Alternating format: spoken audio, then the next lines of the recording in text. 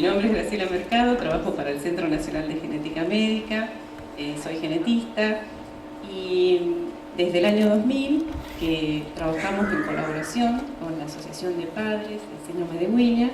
Ellos se acercaron al Centro de Genética porque leen mucho, saben muchísimo y en sus investigaciones habían visto que ya se estaba haciendo desde el año 93 el estudio donde confirmaba el diagnóstico clínico, es decir, eran papás que solamente tenían el diagnóstico clínico y que no habían accedido a la prueba genética donde se confirmaba el síndrome de Williams. Simplemente algunos tenían algunos estudios genéticos que estaban todos normales. Eso nos estimuló a poder trabajar en conjunto y ver de qué manera podíamos ayudarnos. No es sencillo porque todos vivimos en la Argentina, sabemos que para tratar de llegar a implementar una técnica en un laboratorio hacen falta muchos esfuerzos. Yo no soy bioquímica, ni soy bióloga, soy médica clínica. Por lo tanto, tuvimos que trabajar en conjunto y hacerle entender a nuestra institución que esto era muy importante, principalmente para tratar de llegar a un diagnóstico en etapa temprana, porque los papás venían con chicos adolescentes y chicos adultos. Entonces, esta fue, voy hablando un poco así, les doy tiempo también para buscar la clase. Fue un trabajo en conjunto que al comienzo solamente se hicieron las primeras jornadas en Buenos Aires. Ellos ya habían hecho jornadas solos y en el 2008 empezamos a trabajar en conjunto. Y el hecho de ir al interior nos interesaba porque sabemos que hay muchos profesionales en el interior, como hay acá, que realmente nos han recibido muy bien, en donde también pueden ayudarlos y a veces se pueden hacer consultas a Buenos Aires, pero a veces no hace falta viajar y esa era nuestra expectativa y realmente está superando nuestra expectativa porque a todos los lugares donde fuimos, a Córdoba, a Neuquén, a San Juan y ahora acá a San Jorge, vemos que realmente hay mucho interés. Hay profesionales que quizás no tuvieron la oportunidad de tener gran casuística de chicos con síndrome de Williams, pero sin embargo se interesaron, estudiaron, como vieron hoy, vinieron, se expusieron para tratar de dar su experiencia y realmente eso es muy valioso porque es la mejor forma de difundirlo. Podemos leer en cualquier lado, podemos leer en libros, en internet, pero realmente transmitir la experiencia y ver esto que los papás tengan la oportunidad de preguntarle directamente al especialista, pues me parece que es muy enriquecedor. Con respecto a la próxima, a qué hacemos los genetistas o qué es la genética médica, decimos que es una rama de la medicina que tiene como objetivo de tratar de diagnosticar, en algunos casos hay tratamientos, en otros no, y prevenir los defectos congénitos a nivel individual, familiar o poblacional. La próxima. Cuando hablamos de un defecto congénito, ¿sí?, nos referimos a una alteración morfológica o funcional que puede ser de causa genética, de causa ambiental o mixta, y que no siempre está desde el nacimiento, pero no siempre se manifestó, se puede manifestar más tarde, ¿sí? El 5% de los recién nacidos vivos presentan anomalías del desarrollo generales o parcialmente como factores genéticos, y dentro de las malformaciones congénitas detectadas a nivel poblacional tienen un 1 a un 2% de incidencia. La próxima. Entonces, ante un defecto congénito, es decir, ante un chico que nace con un determinado defecto, no siempre las causas son solamente genéticas, ¿sí? Es decir, por lo que traemos en el ADN. A veces podemos tener un ADN que no tiene alteraciones y durante el embarazo la mamá expuso a ese bebé, por ejemplo, con alcohol, con determinadas drogas, o la mamá ya tiene una enfermedad metabólica y puede también provocar un defecto congénito. En este caso puse la talidomida, que creo que es muy conocida por todos, que puede provocar defectos en miembro, una droga que se daba en la década del 60 a las mamás que estaban embarazadas y que no se sabía que producía estos defectos. Y después hablamos de las causas mixtas, o las pueden leer como poligénicas o multifactoriales, en donde hay una base genética, es decir, hay una susceptibilidad, pero también es muy importante la influencia del medio ambiente, que, como bien dijo el doctor, por ejemplo, la hipertensión es una de ellas. Yo puedo venir de una familia en donde tengo mi abuelo que es hipertenso, mi papá es hipertenso, yo voy a tener una susceptibilidad porque tenemos genes de predisposición, pero no quiere decir sí o sí que voy a desarrollar la hipertensión. Es decir, en el medio en donde yo estoy, si no tengo una buena dieta, si estoy sometido a mayor nivel de estrés, voy a tener más factores de predisposición para determinado defecto.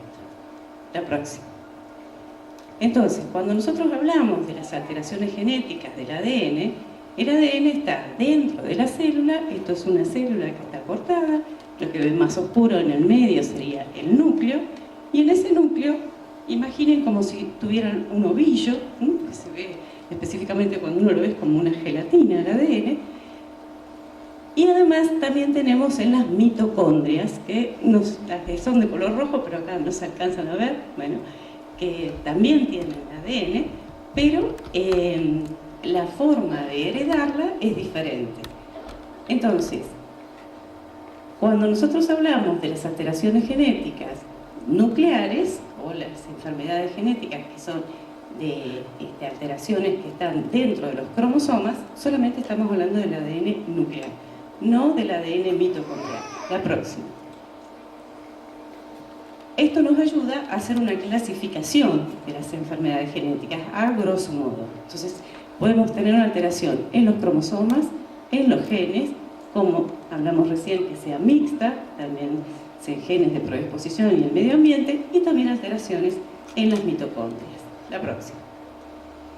Y cuando hablamos de genes, la estructura es muy compleja de un gen, y no es tan sencillo en una consulta genética explicar específicamente cómo actúa el gen, qué características tiene, pero como algo muy sencillo, siempre decimos que el gen es un fragmento muy pequeño de una molécula que posee una información completa con un determinado carácter, ¿sí?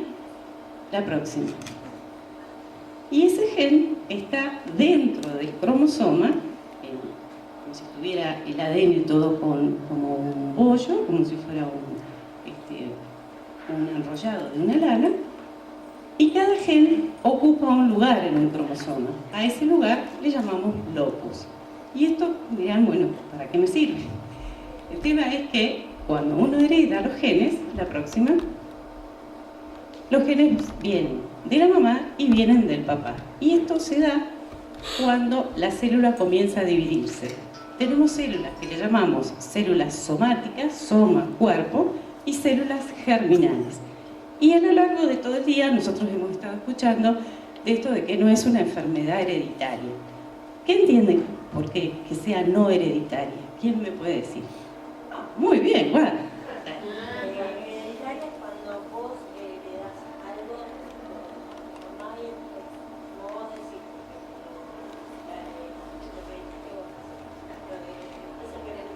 de cada que vaya al árbol familiar.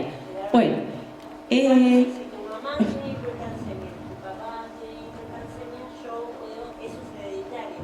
Yo claro, puedo también tenerlo.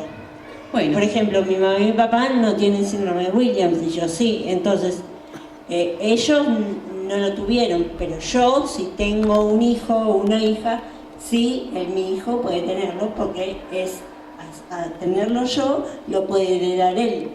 ahí está, perfecto. Eso.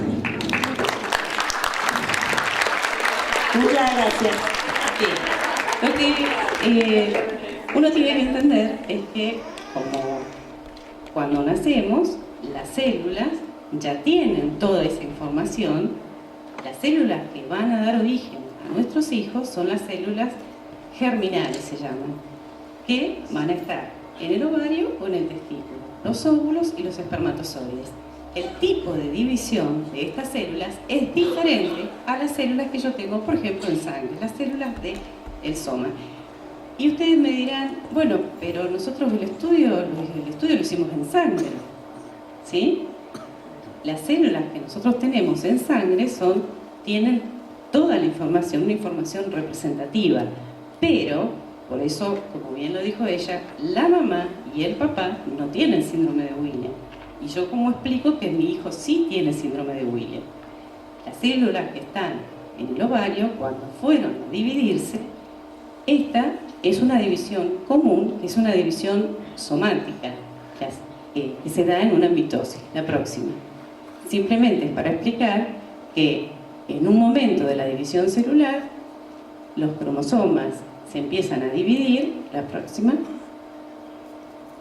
en una etapa, la célula se para, se divide, se bloquea esa división y se pueden ver al microscopio para contarlos. A esto le llamamos metafase, la próxima. ¿Para qué nos sirve? Para ordenarlos. Si ustedes se dan cuenta, cada uno tiene una característica diferente. Algunos son más largos, otros son más chiquitos. Y también, si pueden ver, hay bandas que son bandas oscuras y bandas claras. Y hay otras técnicas más modernas en donde hasta le ponen color y fluorescencia. Y cada uno con su morfología distinta. La próxima. A esas bandas se le llama bandeo G. Y uno dice, bueno, ¿para qué me sirve bandear? La próxima. Para darle a cada uno una identidad. Y para eso se hizo una nomenclatura y sabemos cuál es el par de cromosoma 1, el par de cromosoma 2, así sucesivamente, hasta los pares sexuales X e Y. Por lo tanto, este es de un varón, ¿sí? La próxima. Específicamente, la próxima. La alteración genética de los chicos que tienen síndrome de Williams se da en el cromosoma 7, ¿sí? Y ellos heredaron un cromosoma 7 materno y un cromosoma 7 paterno, ¿sí? La próxima. La próxima que es más lenta todavía. En el cromosoma nosotros decimos la próxima. No sé si se alcanza a ver, pero están, uno de cada uno de estos cromosomas está teñido de azul. Se le llaman los cromosomas paternos, la próxima. Y el otro, no se alcanza a ver, pero está de rosa, es el cromosoma materno, la próxima. Estos cromosomas, cuando se van a dividir para que nosotros los entreguemos a nuestros hijos, no son idénticos. Yo no tengo el mismo cromosoma 1 que me dio mi papá y que era de mi abuelo, ¿sí?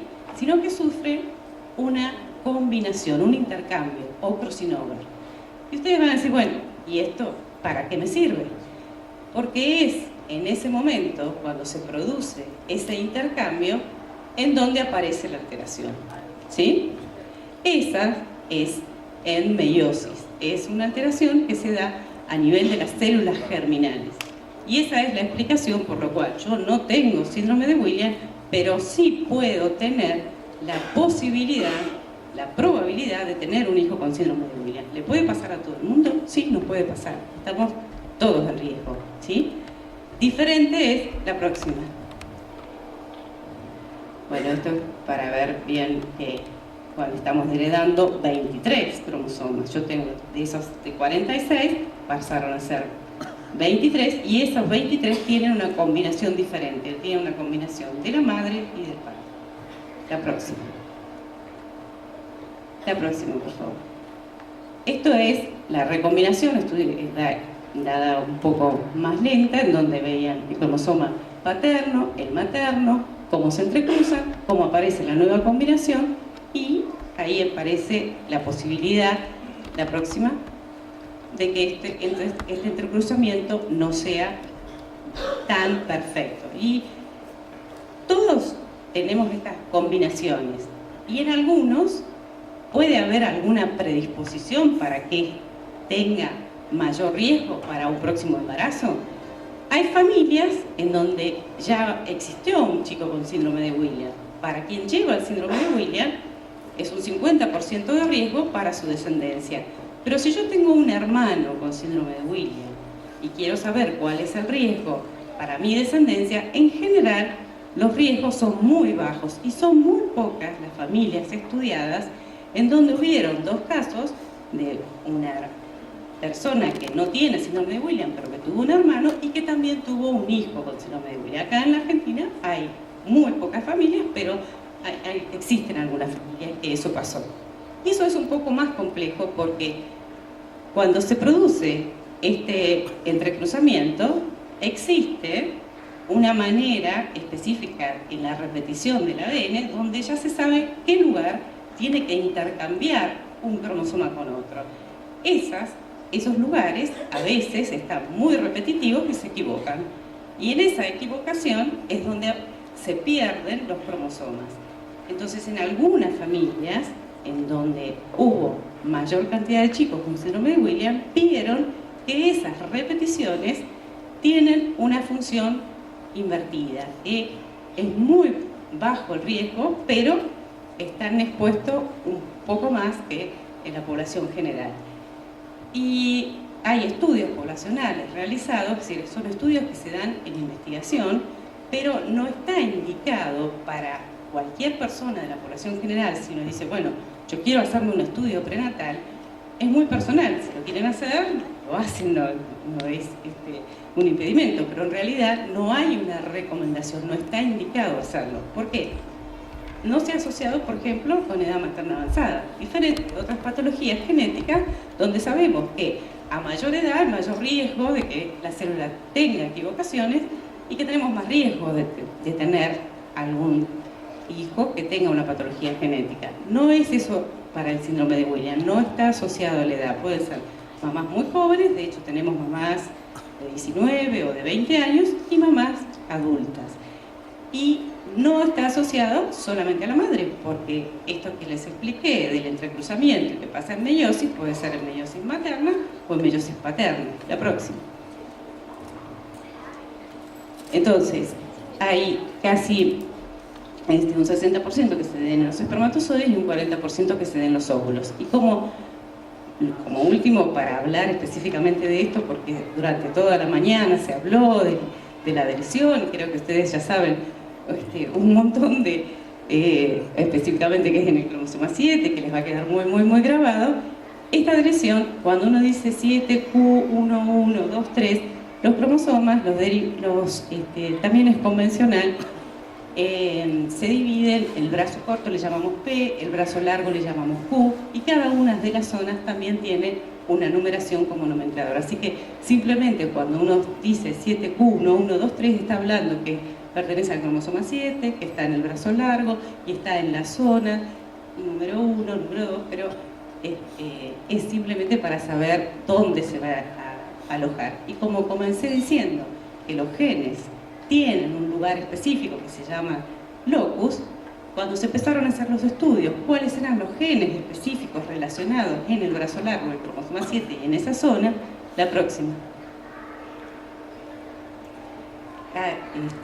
Lo que pudieron empezar a hacer estudios, los estudios para saber qué correlaciones se hacen, o en cultivos de proteínas o en animales. Y esos estudios empezaron a ver que el gen del importante en estudios que se hicieron en ratones, en donde tenían la pérdida de las dos zonas del brazo largo del cromosoma 7, es decir, a eso le llamamos homocigosis, era incompatible con la vida, porque la estenosis era en todas las arterias. Entonces de ahí se sacó esta correlación que el gen de elastina específicamente se relaciona más con la cardiopatía.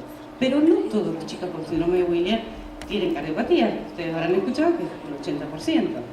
Entonces, y uno se pregunta, bueno, pero si le falta la mitad, tiene una hemicigosis, los demás genes que también son importantes para el corazón, también hay chicos que la cardiopatía más frecuente es la estenosis aórtica supravalvular, pero pueden tener una cardiopatía mucho más grave que está relacionado con otros genes también, ¿sí? Hay una interrelación. Cuando se habla de la técnica de Fish, una vez, como les expliqué que está la metafase, la próxima, se unen sondas, que son pedacitos de ADN, que ya se sabe que son del cromosoma 7, la próxima, donde se tiñen con un colorante fluorescente, la próxima, y no sé si se alcanza a ver, otra, la próxima. No, ustedes lo pueden ver porque hay señales verdes que me están diciendo que es sobre el cromosoma 7, la próxima, y señales rojas donde me están diciendo si tiene esa región del cromosoma, si está presente o no. Las señales rojas cuando salen, están en una sola dosis, es lo que me lo confirma el diagnóstico. A eso es lo que le llamamos FISH. La próxima. Actualmente, si alguien escuchó técnicas de array o por NLPA, la próxima, son otras técnicas en donde se coloca todo el ADN de un paciente con el ADN de es un paciente control, y simplemente lo que se hace es se mezclan esos ADN y con diferente coloración también se puede ver si hay mayor cantidad de rojo o mayor cantidad de verde, que el rojo me está diciendo ya hay una amplificación y el verde me está diciendo una deleción, que es otra forma también de diagnosticarlo. Es decir, no solamente por el FISH, sino en estos momentos por otras técnicas que se hacen, que son muy caras y que realmente no está justificada en nuestro país. Pero si leen de otros países, para ellos es más barato hacer un array que hacer un FISH, y para nosotros al revés. Por eso, por lo menos todavía en la Argentina se sigue haciendo FISH, y solamente en Mendoza se hace en LPA, porque bueno, ellos adquirieron la técnica y para ellos es más económico de esa manera. La próxima.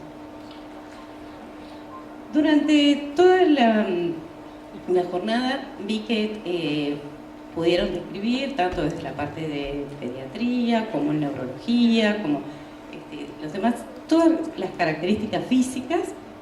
Y cuando uno, esto es una foto que seguramente la habrán visto por internet, cuando uno empieza a ver que las características van cambiando también en diferentes edades, que no son todos iguales, pero la primera sospecha siempre se hizo a través de la clínica. La próxima. No hay un signo único que yo diga, ah, sí, tiene la nariz así, como se describió hoy, que el puente nasal es chato, que es una nariz respingada, que tienen un filtro largo, que los labios comienzan a enrollarse. Eso es síndrome de Williams. No hay un signo único que yo lo pueda decir, es un conjunto de signos. La próxima. ¿Qué pasó a través del tiempo? Este es un trabajo del año 96, en donde también la técnica de FISH empezó en el año 93. Entonces, había muchos pacientes que estaban solamente diagnosticados por la parte clínica. Quisieron hacer una correlación. ¿Qué pasa con esta técnica de FISH en los chicos que clínicamente yo sospecho de que tiene un síndrome de Williams? Este chico se había diagnosticado clínicamente a los 14 meses y se estudia después a los 17 años. La próxima. Tomaron 52 pacientes y en los 52 pacientes tomaron las características clínicas básicas, de los que ellos describen como un síndrome clásico, un síndrome de Williams, con todas las características que ya se vieron durante el día, ¿sí?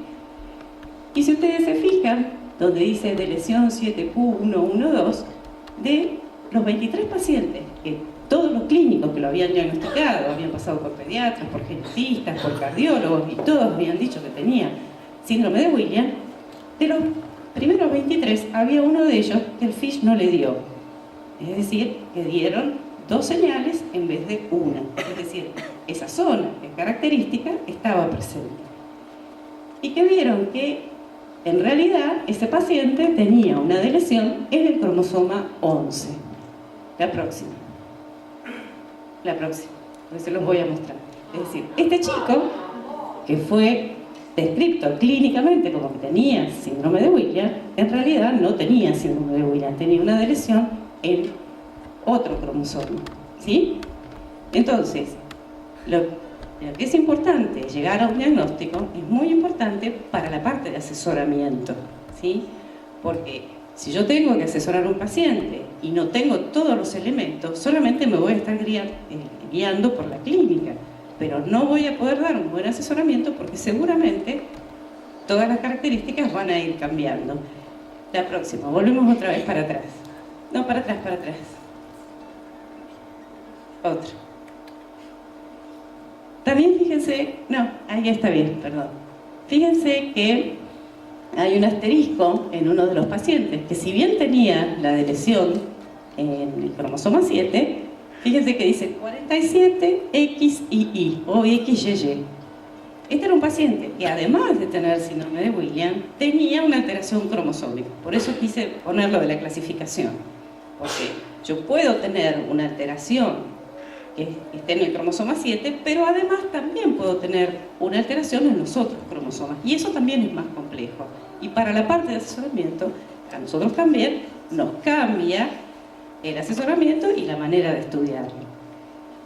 En los siguientes 22 pacientes que estudiaron, no tenían todas las características de los chicos con síndrome de Williams, es decir, podían compartir, por ejemplo, lo de las mejillas, lo de la nariz, lo de la boca, parte de la personalidad.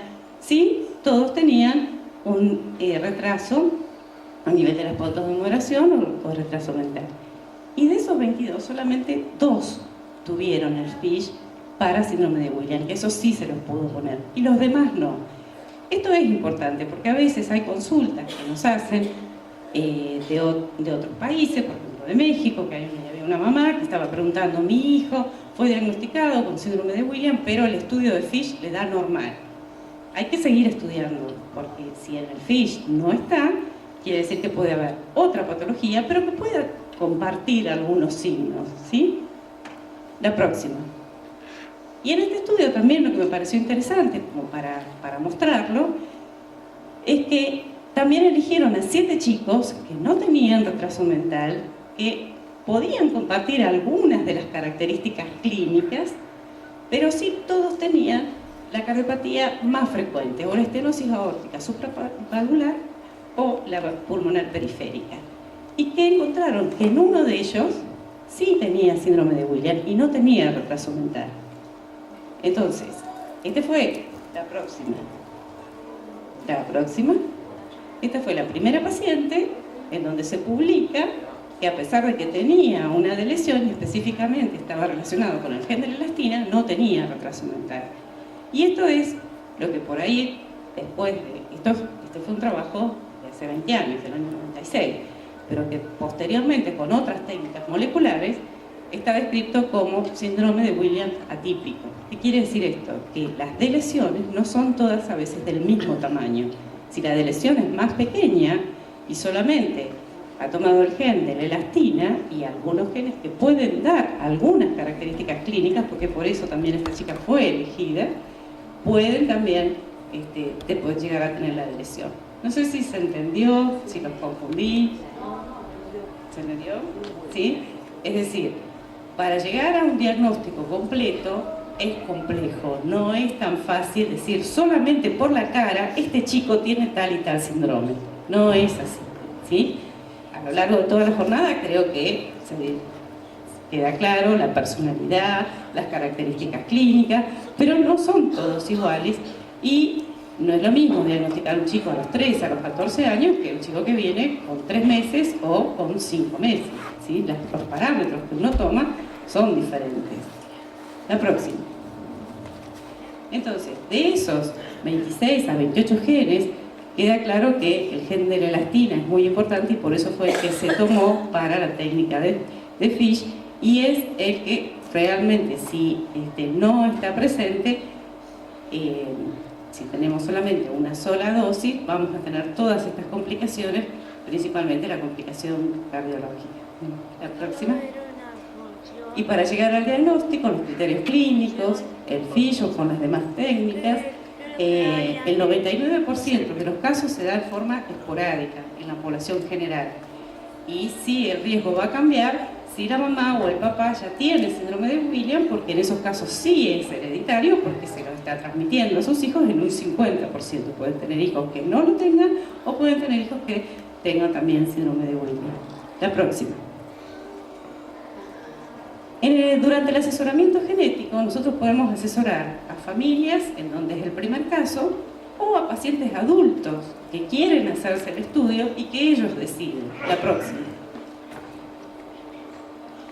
Y establecer los riesgos y ver cuáles son las probabilidades, nos estamos dando una certeza. Yo puedo decir es un riesgo alto porque es un riesgo del 50%, siempre hablamos en genética de riesgos altos mayores del 10%, pero no estoy dando una certeza. Y esto que se hace en las pruebas de FISH también se pueden hacer en los estudios prenatales. La próxima. Cuando tomamos en cuenta el asesoramiento de la parte genética, y más a un paciente adulto que quiere hacerse la prueba de FISH, tenido la oportunidad de chicos que lo han podido decidir y que ellos tienen su autonomía, que es uno de los principios que tenemos que tener en el asesoramiento, tienen que comprender para qué se hace la prueba, también no hacer un daño psicológico, porque yo voy a tratar de explicarle o darle un estudio para tener más herramientas para poder prevenir por ahí otras patologías que también pueden aparecer, es decir, la parte de beneficencia, y tratar de que no existan tantas desigualdades, ¿sí?, a nivel social y a nivel territorial. Y en esto les quería decir que en el Centro de Genética los estudios se hacen en forma gratuita. Es decir, todos en el país donde se atiendan tienen la posibilidad o de viajar o de enviar la sangre para hacer los estudios de FISH. Por suerte todavía tenemos esa oportunidad. También se hace en el Hospital Posadas, en el Hospital de Clínicas, en la Montes de Oca, en Buenos Aires. En las provincias todavía no tengo conocimiento que se haga a nivel estatal, sí se hace a nivel privado. La próxima.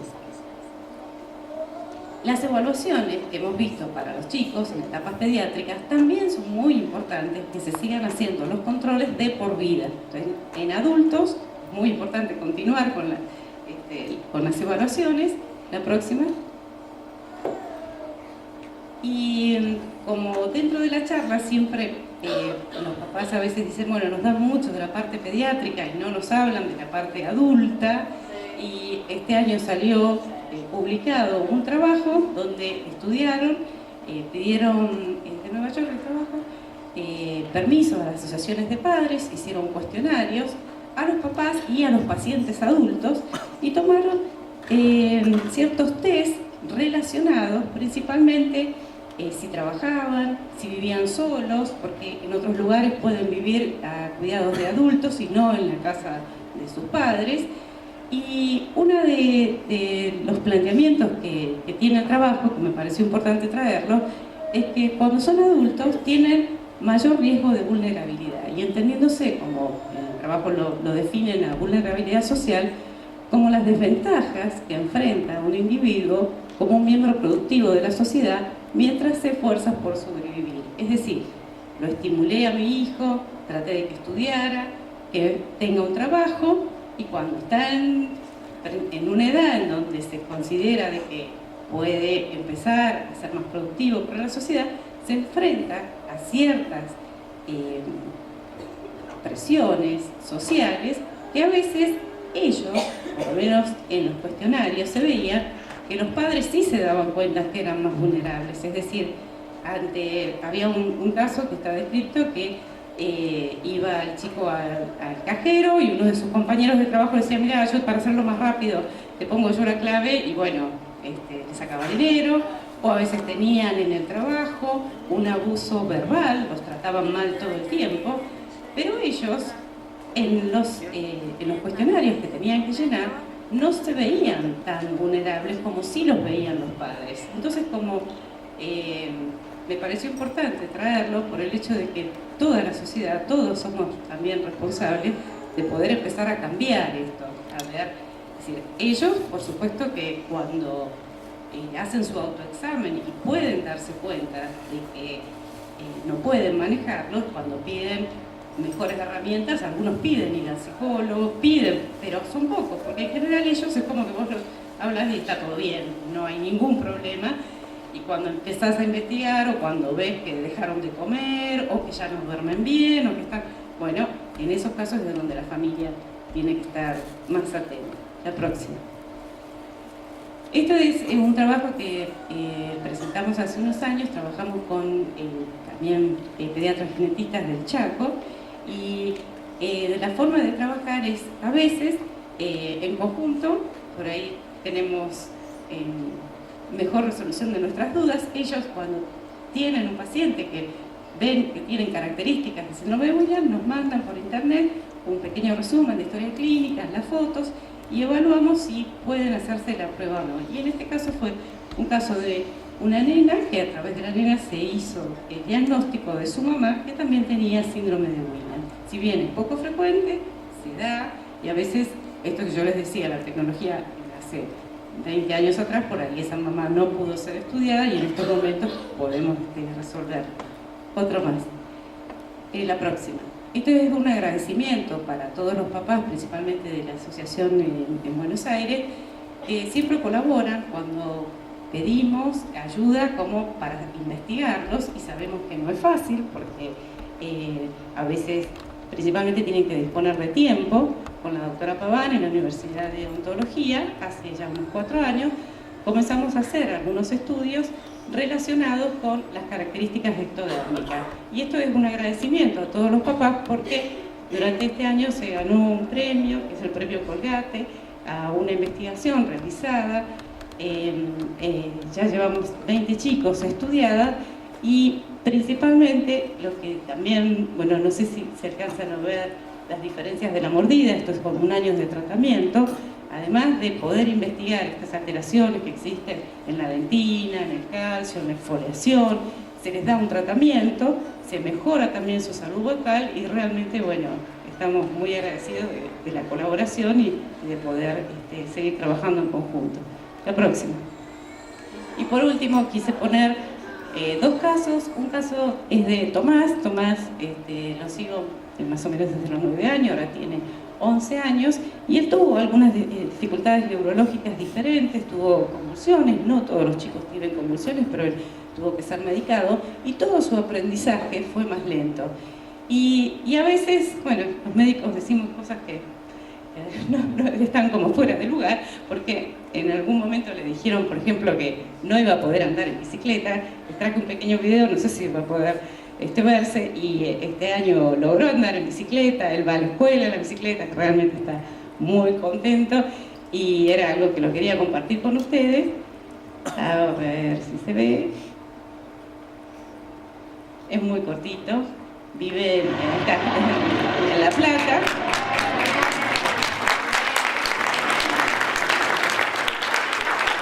El hermano, que también quería salir. Bueno, no pudieron estar presentes, pero me parecía algo muy bueno. Y la próxima es también, si se puede ver, un videíto de Eric. A ver, ahí está, de Eric. Eric en estos momentos tiene 21 años, hace 4 años que recién comenzó a leer y a escribir, pero quería... terrorífico y malvado. Al verme todos se espantan, hay alaridos y gritos, pero estoy acostumbrado, soy un monstruo desde chiquito. Tengo 3 cabezas grandes, las orejas peludas, asquerosos, repugnantes. Soy un monstruo, no cabe en duda. Muchas patas retorcidas y unos enormes colmillos. Por no cepillarme el pelo, me tengo paco y cintillo. Los que me conocen dicen que hermano uno lo otro del mundo, y que yo soy el monstruito más espantoso del mundo. Querido Diario, mi orgullo es ser un monstruo tan feo y que todos al mirarme se hagan pipí del miedo. Vivir en el lago negro es divertido y muy sano. Tengo la panza bien llena de mosquitos y gusanos. Con cucarachas y sapos, con lauchas y otras criaturas, hago una sopa muy rica que son espesas y oscuras. Puedo dormir cuanto quiero, porque nadie me molesta, excepto por los turistas que me interrumpen la siesta. Hay monstruos en las cavernas que luchan con caballeros, mas yo prefiero mi lago, no soy tan aventurero. Aunque el único problema de andar así tan mojado es que me abre la cola, pues estoy siempre empapado. En el pantano escondido se sumerge mi mamita, si le pido que venga para ponerme cremita. Porque los monstruos también tenemos alma de niños. Y yo quiero muchos mimos. con palabras de cariño.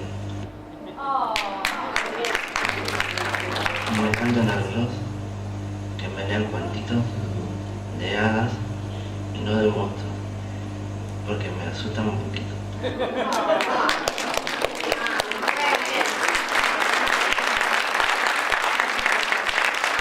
Esto es un proyecto de unas maestras de la Escuela 36, es un proyecto de inclusión, por eso lo traje, porque las jornadas eran relacionadas con la inclusión social.